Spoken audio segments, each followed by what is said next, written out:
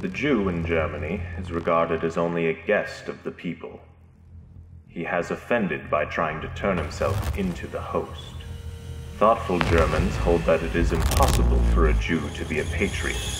What will happen in Germany is not now known, but the Germans will doubtless prove themselves equal to the situation by devising methods of control at once unobjectionable and effective.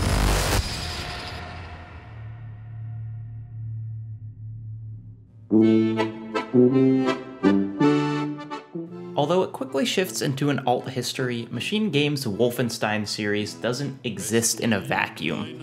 As much as the games work as a cathartic Nazi-killing romp, they also make efforts to contextualize a fictional Reich takeover in the real history of oppressive race science and white supremacy. To do so, Wolfenstein: The New Order and The New Colossus give their stories to the marginalized. Grace, Caroline, Set, Tekla, Jay, Bombate, each of the characters holds some quality that makes them unacceptable to the Nazis, and as such, each of their continued existence is in itself a challenge to Nazi ideology. This resistance by survival makes the story intimate. Despite the constant presence of a global, faceless evil, we're committed to these people, and we gradually learn how their histories with oppression have affected who they are today. Some of the most complex character work comes from the game's protagonist, BJ Blazkowicz. But as interesting and nuanced as BJ is, there was the opportunity for his personal history with Judaism and marginalization to further inform his character.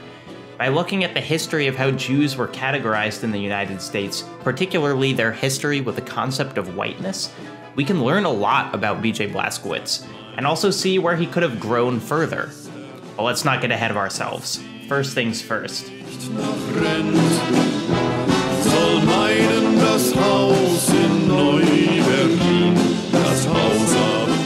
BJ Blazkowicz, the main character of every Wolfenstein game from 1992 until today, is in most ways a perfect Aryan. He's a brick wall of a man, 6'3", 245 pounds. His hair is blonde and his eyes are blue, and there is not a thing he's met that he cannot kill. In many ways, he fits right in with the violent, white supremacist Nazi regime that rules the world in the alternate history of these games. And his features are a frequent topic of praise in this new world order. Very Aryan face at this too. Are you out of Station 1? When he's spoken to by Nazis, there's an almost palpable sense of pride.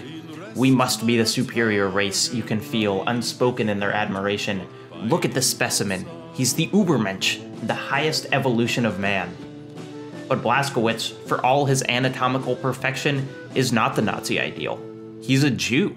He's the son of a Jewish Polish mother and a Polish father. He's a half-breed who could never meet the Aryan criteria the Nazis have built a world around. And Blazkowicz's existence is implicitly a challenge to more than just Nazism. By being who he is, he not only defies Nazis, but a long history of American racial ideology as well. His attitude, his empathy, his identity, this forms the core of his motivation for resistance. And the fundamentals of his character and the potential for his future growth lie in his childhood.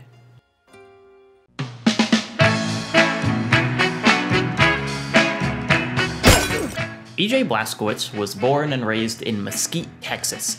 The complexities of his character start to raise their head almost immediately. He's an all-American boy, Texas strong, committed to the red, white, and blue. He's a scared kid who spends his waking hours hiding from his abusive father and sleeps only to be tormented by night terrors. He learned to use a gun as a boy, and as soon as he was able, he joined the army to fight for our freedom. He was forced to shoot his dog by his father, and then left his abused mother when he enlisted. He's practically invincible. He's incredibly vulnerable. His childhood isn't devoid of kindness, thankfully. His mother, Zofia, does her best to shield BJ from his father's rage. She speaks to him gently, she tells him about her family, she gives him a ring passed down through 8 generations to someday give to a person he loves. When he's injured, she says the Birkat Hagomel at his bedside, a Jewish prayer to be said after someone survives a life-threatening situation.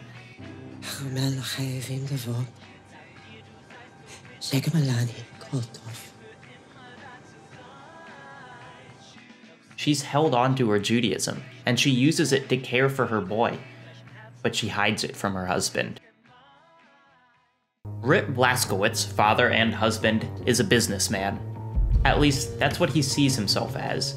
In reality, he just represents the worst of the country he's determined to succeed in. He thinks he knows the reasons he's failed thus far. All manners of scum, and sickly minds, and dirty bodies, and cockroaches, doing everything in their power to rob the white man of what he's earned. It's on us to straighten out the queer. He blames everyone but himself for his lack of success. He hits his son for spending time with a girl who's black. He hits his wife for not letting him hit his son. And he would have faded into fitful obscurity, an abusive nothing of a man with nothing to show for it. But something else changed first. Something that made the world perfectly fit Rip Blazkowicz's style of cruelty.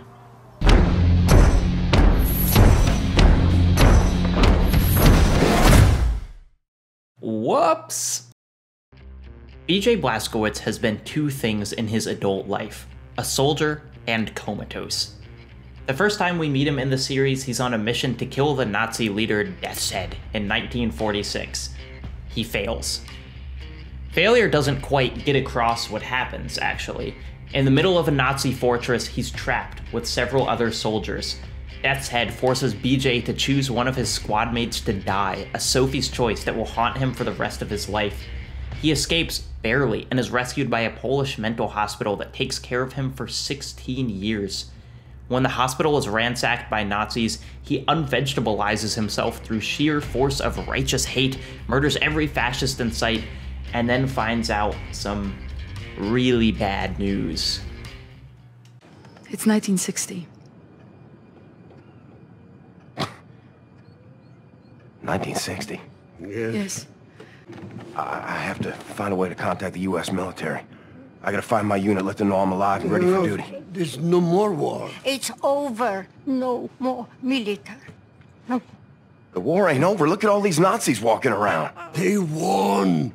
It's over. The Nazis rule the world now. They are everywhere. Everywhere. What about the U.S.? The USA, they, what's the word? Poddacie. Surrender. He surrendered. But he won't take a defeat lying down. No way. So over the course of 2 games and a mounting pile of Nazi scalps, Blazko and a growing resistance fight to take back the world. And one of the most surprising things we find out during this time is that BJ Blazkowicz is more than a soldier. He is, kinda surprisingly, given his meathead looks, a good man. And I mean that even without taking into account his ethical removal of fascism. BJ shows a refreshing amount of deference for other people, their personhood and their talents. Despite Klaus's labeling, he's not a Johnny Cowboy. No worries, Johnny Cowboy. He learns from others and will accept that he's wrong. He doesn't question taking orders from women, disabled, black, or otherwise. He goes out of his way to show small kindnesses to people. He falls in love with Anya, a woman who took care of him all those years in the institution. She's sharper than him and probably as capable with a gun. He trusts her. In the second game, she's pregnant. That fact doesn't remotely limit her, but from the moment Blazko finds out, his whole world changes. I got kids on the way, and I'll be damned if I'm gonna raise them in a world run by these Nazi assholes. No matter what happens to him, no matter the suffering he endures, it's worth it to make a better future for his coming children. He is an embodiment of what he feels is the American way. He is strong, considerate, self-sacrificing, and of course, he fucking hates Nazis. Nazi scum.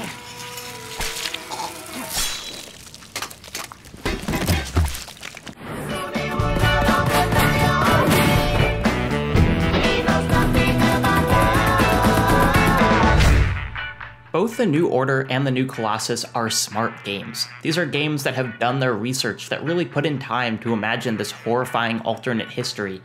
And the first point I want to talk about that these games highlight is that race science and eugenics are just straight garbage. Early on in Wolfenstein: The New Order, you're forced to play a card game with high-ranking officer Irene Engel. She doesn't know who BJ is, but says her game is designed to test if someone is a true Aryan or not. You pick between two pictures again and again. Which one makes you most excited? Which one is more frightening? At the end of the test, no matter your choices, she reaches down, picks up her gun, and aims it right at you.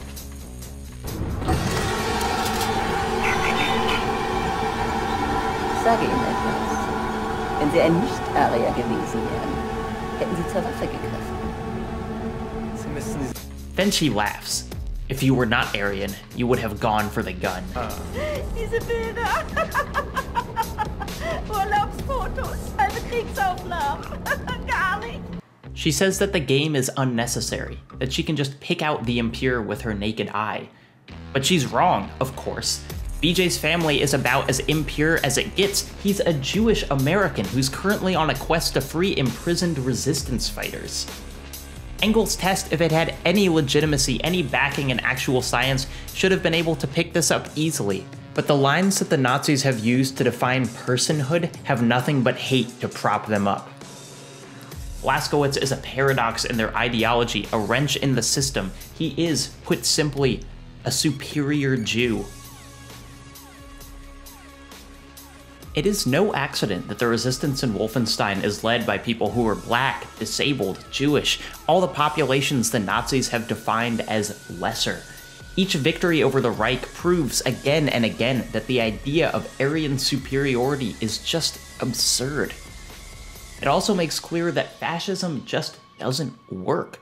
Yes, this alt-right has temporarily taken over the world, but even without the actions of our main characters, that grip is tenuous. The concrete they've built their cities with is rotting from the inside. Their Führer is a disgusting shell of a man, a walking corpse that everyone still treats with utter deference. In a mission in Roswell, you overhear a conversation between a Nazi and a couple Klan members who now serve the Reich. The Nazi can barely disguise his scorn. Have you taken your German lessons? Oh, yes, sir. Good. You, how do you say thank you in German? Oh, of course, sir. Let me see. It's,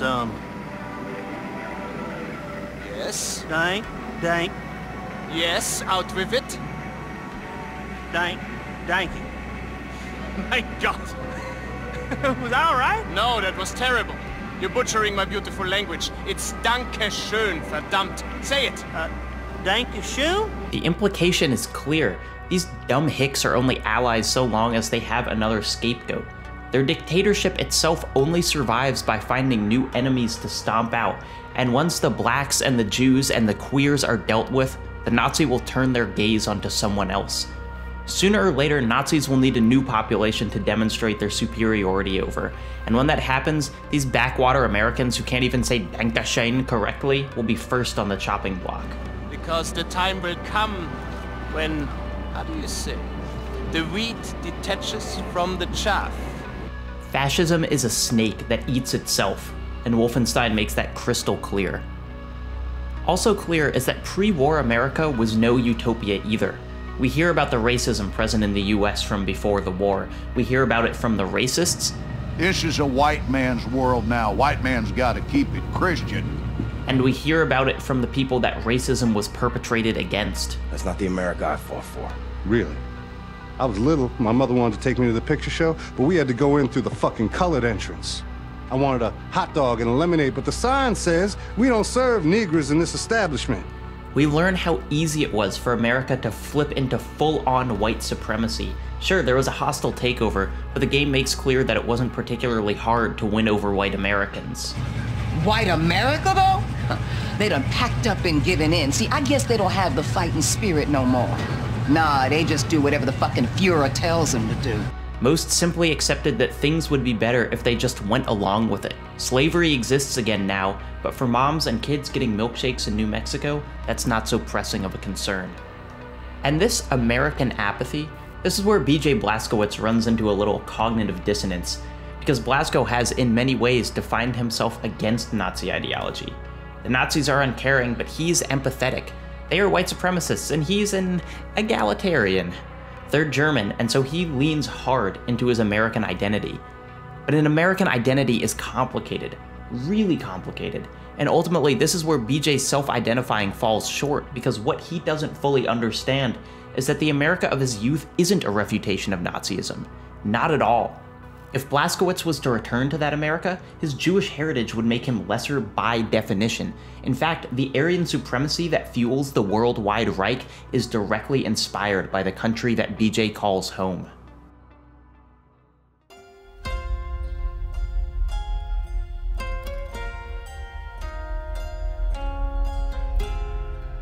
We've got to go back to BJ's childhood and before for a second here. And while I'll be mentioning characters from the game for reference points, this isn't Wolfenstein's fictional universe anymore. This is just straight up history. So what kind of America was BJ raised in? Well, Zofia, BJ's Polish Jewish mother, would have been part of America's largest wave of Jewish migration. From 1880 to 1914, more than 2 million Jews, mostly Russian and Polish, immigrated to the US. This quadrupled the Jewish population in the United States basically overnight, and this did not go over super well with white Americans. There had been Jews in the States before then, of course, and they managed to live pretty quietly and drama-free. In other countries like France or Germany, pre-existing institutions stopped Jews from being seen as authentic citizens of those countries. Anti-Semitism in Europe has a pretty extensive history. But in the relatively new country of America, these delineations didn't really exist. So Jews were able to immigrate in small numbers and face little prejudice. They mostly lived in isolated groups by choice, maintaining a level of self-definition despite their growing secularity. But what would they call their group? Judaism, especially then, was a religion with a pretty clear bloodline. The most fitting name might be ethnicity, but that concept didn't really exist yet. Jews had previously called themselves a nation, but that didn't work either. They were Americans, and they actually really wanted to fit in with that national identity. A separate nation implies not being part of the whole. So they landed on another word that they used to describe themselves.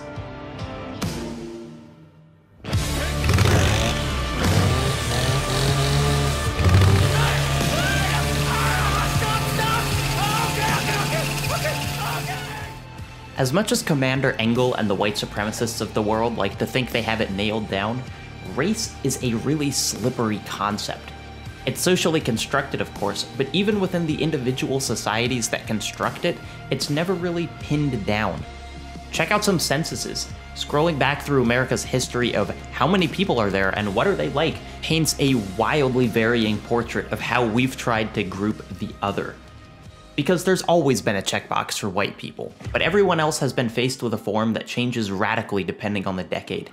Do you define if you're a quadroon or octoroon? If you're an Asian immigrant, can you pick the country you're actually from, or are you just stuck with Chinese?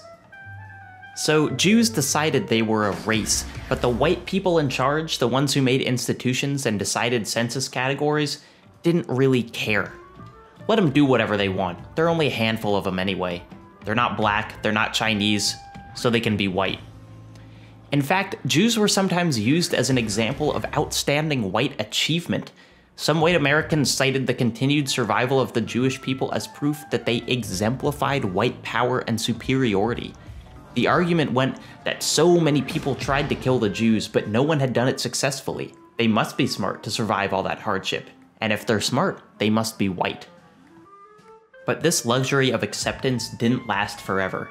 It ended with the arrival of 2 million plus more Jews around the turn of the century, including Zofia, BJ's Jewish mom.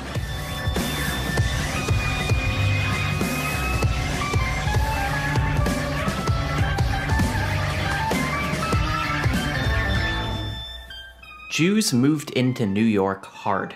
And because they typically held industrial positions back in their home countries, Jews started work in various skilled industry positions pretty much immediately. And suddenly, a full half of New York's industrial workforce was Jewish. Suddenly, Jews were the face of American modernization. And this was a concept that the old white guard of America wasn't particularly comfortable with. A changing world is scary if you controlled the old one. With this flood of new people, white Americans panicked. What if this new population of Jews upset the racial hierarchy? What if white people lost their throne at the top? And so, white Americans started pushing back against this Jewish assimilation. and to do so, they used the same strategies they had used to successfully oppress other racial minorities. The swing was as quick as it was complete. Whereas just years ago, Jews had exemplified white power and superiority, now they were cast as rough and hairy tribes who lived in the most disgusting areas of cities. Jews began running into roadblocks they had never met in the US before. For the first time, they were barred from unions and housing because whiteness was a prerequisite for membership.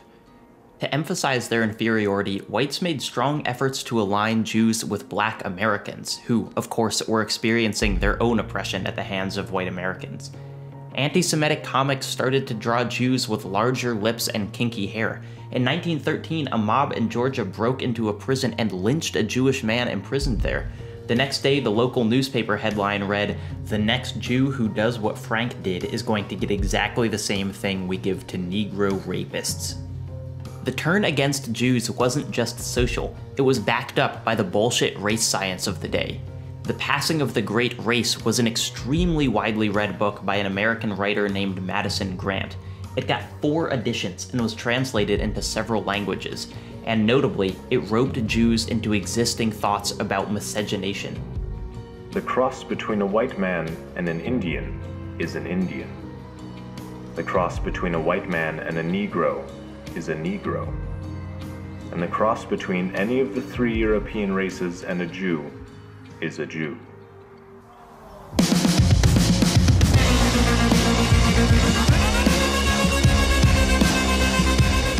This is the world that BJ grew up in, one where his mom was strongly other, a disgusting breed poisoning cities, a sneaky intellectual trying to upset the racial hierarchy. He grew up in a white supremacist world where his mom was not white, and as Grant stipulated so clearly, that meant that BJ wasn't either. And even though they lived in Mesquite, well away from the embattled urban centers on the coast, BJ's father was well aware of the existing racial structure of the United States. Rip Blaskowitz is a bigot who built a fortune only after profiting from the imprisonment and murder of other people. He sold out his neighbors. He sold out his wife. But Rip wasn't an outlier, not an aberration in the American way. He was America, a white supremacist who rose to power only through subjugation and dehumanization. Before all this, before the Germans, before the war, back home, man, you were the Nazis. How much of America's infrastructure was built on the back of slave labor? How many of the country's cities rest on lands conquered through the genocide of native people? An oft neglected fact about World War II is that the Nazis drew direct inspiration from the United States system of racial hierarchy. It was so clean, so effectively used to create hatred. Nazis studied how the United States suppressed non-white immigrants and consigned minorities to second-class citizenship. In private hearings, they discussed how the US model for white supremacy in the Jim Crow South could be transposed to Germany and inflicted on the Jews. The Nazis were keenly influenced by America's laws forbidding interracial marriage. The harsh criminalization of mixed-race marriages in America set an example for the Nazis as they created their law for the protection of German blood and German honor, a law that forbade German Jews from marrying non-Jews, invalidated existing mixed marriages, and sent offenders to prison labor camps. What, functionally, is the difference between this? Any of the 3 European races and a Jew is a Jew. And this? Interessant. Nothing. Nothing except America did it first. Did this change? Sure, but only because America, like BJ, defined itself in opposition to its enemy. Only after fighting the Nazis, only after positioning itself against them, did the US change its ideology to match. Suddenly, all the pro-eugenics literature regarding Jews was forgotten in the US, replaced by studies that proved their whiteness. In 1943, Jews moving to the US stopped being marked as Hebrew on their immigration documents, and this was no fluke. It was done by naturalization services for the express purpose of distancing government classification schemes from those used by the Nazis. The US welcomed Jews into whiteness because if it didn't, it would actually have to come to terms with its own history of anti-Semitism.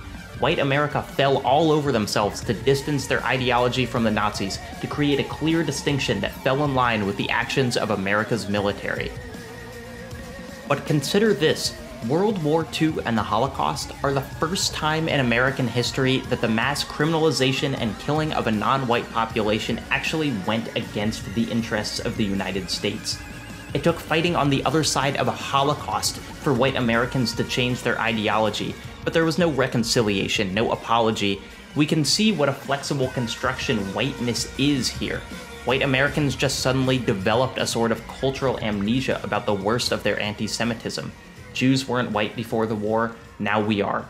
Or more accurately, Jews are white until it's beneficial to code them, code us, as the other again.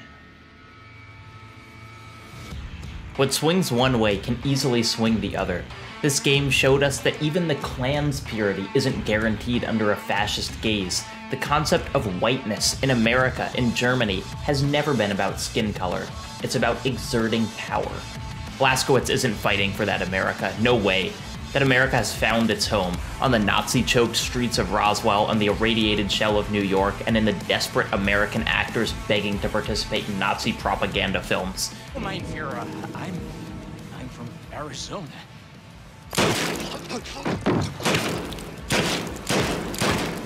No, him and the resistance are fighting for an America that has never existed, but one that could.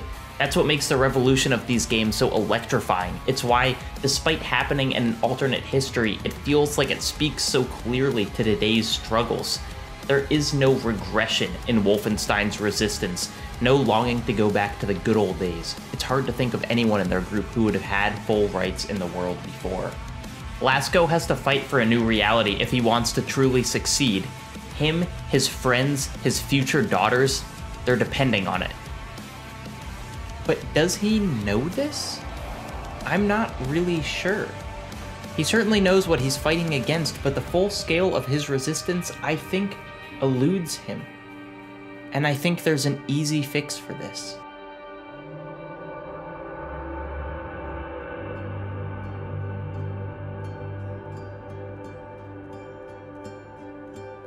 I mentioned before that BJ's resolve is strongly rooted in his self-identity, and much of that comes from being an American. But as we've learned, this American identity of Blazko really doesn't oppose the Nazis as much as he'd like it to. But he does have an identity that he could draw strength from. And surprise, it's Judaism. Here's the thing, BJ Blazkowicz is Jewish. It's almost non-negotiable. His mom was Jewish, Judaism is matrilineal. I doubt he's found time to convert to anything else. But does he, and I'm sorry for the simplification, feel Jewish? To me, no. I'm not asking for him to look like the Bear Jew. I actually love that he looks so video game dude. I've talked about what a clever subversion it is for him to be a perfect Aryan, but I want to see that his Jewish identity, means something to him. I want him to be fighting for himself too. I want BJ to realize that he's the latest in a long, long line of Jewish fighters. There's a reason that Purim, Passover, Hanukkah, basically every Jewish holiday can be summed up by the refrain, "They tried to kill us, we survived, let's eat." BJ is living through one of these near extinction events, just like so many have before him. I want some recognition from BJ that he's part of this chain, and I'll be honest, some recognition that he's connected to me. There aren't many Jewish game characters. Almost none. Despite all the oppression I've talked about thus far, despite the history of people doing things to the Jews, there are so many ways of expressing Judaism outside of trauma. Maybe BJ could take an interest in learning Hebrew from Set, or learn potato pancake recipes with the chefs, or discover and incorporate the ideas of Tikkun Olam into his worldview. He could even fight alongside embattled Jews across the world. Brazil has a pretty huge Jewish population, Argentina does too. Despite the stereotypes, Jews live everywhere and look every kind of way. Under the oppression depicted in these games, everything is resistance. Every small human action, every act of kindness, every effort to set yourself apart from the Reich's cultural zeitgeist makes you less of a Nazi and more of a person. This is a game about individuals fighting to stay individuals, and Blazkowicz leaning into his Jewish heritage is about as big of a fuck you to the Nazis as he could possibly deliver. he doesn't have to be particularly knowledgeable. With the home he grew up in, it would be a shock if he was. But BJ learning about and embracing that heritage, making this part of his political resistance in accompaniment with his physical resistance, it would just plain make his character even stronger. And also, it'd mean the world to me.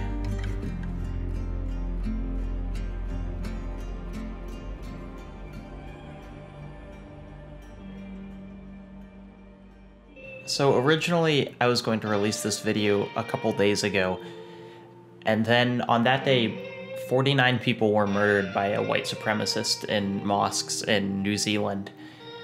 And so putting this out, a video that discusses a different religious group and is just full of horrifyingly violent imagery, it felt grotesque. To be honest, it still kind of does, but here we are. I talked about Judaism in this video because that's what I know. That's what I've spent years researching and experiencing and learning about. But the process of racialization, letting groups assimilate or making them other, that's not unique to Judaism at all. And the levels of Islamophobia across the world are a fucking nightmare. And the way people talk about it, how immigration bans are necessary for our safety, or how the West or Christian civilizations are more civilized, it's exactly the same shit I've been talking about for half an hour here. I don't know how to wrap this up. I'm keeping my original outro, which will be a very different tone than this because I'm adding this part later, but be aware of the dog whistles people use to dehumanize others, and actively work to deplatform the people that are spewing hate. Use your privilege to protect those who don't have the same protections as you. And now, here's past Jacob with some happier things to say. Wow. Okay, I want to sincerely thank everyone who made it to the end here. This is the most ambitious project I've ever done on this channel, so for you to actually watch and interact with it is hugely meaningful. Thank you. There was a lot of history and research that went into this. I'm putting all my sources on the screen now, but if I had to recommend one book to start with, it'd be Eric Goldstein's book, The Price of Whiteness, Jews, Race, and American Identity. A ton of the background for this video came straight out of that. And finally, I want to thank Zach Frazier. He provided the voices for both Henry Ford and Madison Grant, and honestly, they blew me away. I didn't even know if I wanted to do the voices thing, but he sent me those, and oh my god. He has his own channel, which I've linked below. Maybe hire him for your next project? I don't know. Talk to him about that. That's it. That's all I've got to say here. This video is too long already. Shabbat shalom, y'all. Good night.